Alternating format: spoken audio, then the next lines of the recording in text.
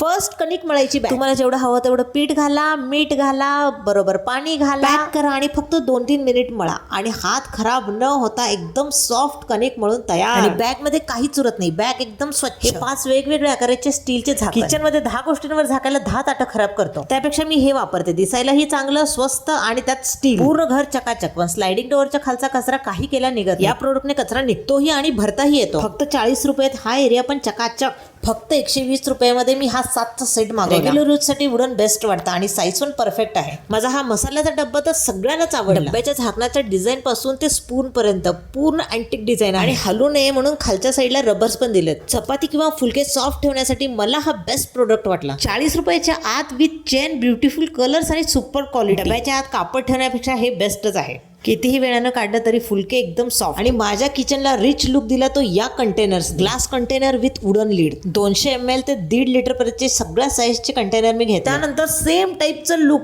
पण एकदम स्वस्तात 250 रुपयामध्ये 12 कंटेनर्स घेतले. फरक फक्त एवढाच की ते ग्लास होते आणि हे प्लास्टिक.